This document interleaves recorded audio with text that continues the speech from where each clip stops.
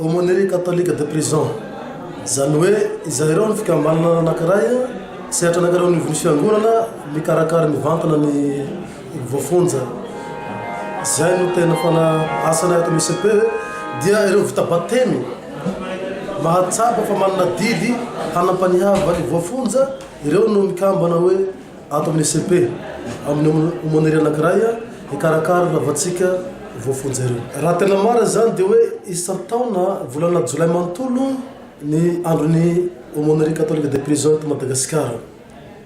Maneran-tany mihitsy azy fa izay eto Fort-Dauphin no nisafidy izao daty faraparan'ny vola zao satria vola raiky manontolo zay fa nanao hetsika, nanao cake, nanao organisation isan-karazany hoentina hankalaza ty fety ty, nanao hetsika manokana zany dia nifaranana Androany sy Rapitso miala solona masina zay hotenety ny vice généraly ao amin'ny fonja Rapitso. Ary azo lazaina fa tratra ny tanjona hatreto satria liana dia liana ny olona mihainao anay teo androany ary mbola mangataka hoe tokony toizana manaraka mba ilazana hoe tratra ihany tanjona. Ny manao zavatra moa tsy mora fa amin'ny ankapobeny dia tratra ihany tanjona raha ny fanamanana ataonay satria na ny olona tonga maro tao dia afapo na ny exposé nataonay na ny conférence nataonay dia tian'ny olona avokoa zany. Faharoa manaraka an'izay mahakasika ny famparalana ny tontolon'ny asan'ny ACP sy ny fitoana fitsarana no tena nataonay androany ampahafantariny vahoaka hoe hay ve zao no tena asan'ny tribunal, ny procureur, ny établissement pénitentiaire, ny ACP dia ny tsirairay amizay no makaresina hoe raha izany ary zao no tokony démarche atao mba hahafahana manavotra ireo avatsika voafonja ireo. Zay no azoko lazany fa dia hoe isaona Andriamanitra fa tanteraka zay fikasana tandroany irarena ito izay zay amin'ny taona ho avy.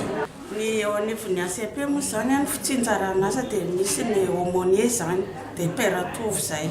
dia za moa zany zoky-apanay aho mamaserana zany dia ao koa zany ny président ny ACP dia misy vice président, misy secrétaire, misy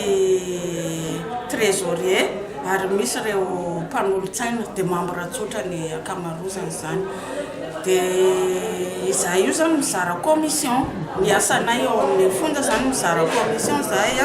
dia misy ny commission resaka santé dia ny fikarakarana ireo marary zany zay dia misy ny fanabeazana dia ao ny mpanao alphabétisation efa misy mpiandraikitra anazy koa io zany dia ao moa zany resaka ara-pinoana zay tena tsy ataonay ambanin-javatra zay mampanana anay ny aumônier misy lamesa isaka ny alahady isan-kalahady ao fonja ao zany dia misy le mianatra katesisy, misy ny mandray sakramenta zany dia ao koa zany ny commission culturelle dia ireo voafonja ireo zany misy fotoana dia ampifalianay izy ireo manao saoby izy milalao baolina dia ao koa zany ny resaka asa tanana zany dia mianatra asa tanana kory zareo mba ahafahany velona rehefa miala amin'ny fonja hoe mba manana asa na dia kely azy dia ohatran'izay zany ny commission 397 izy omaly nisan'ny ao amin'ny fonja ao zany nefa tamin'izaho vao tonga teto zany tamin'ny novembre moa na tonga avako teto 175 personnes dia amin'izao efa 397 zany nisan'ny zareo ao zao.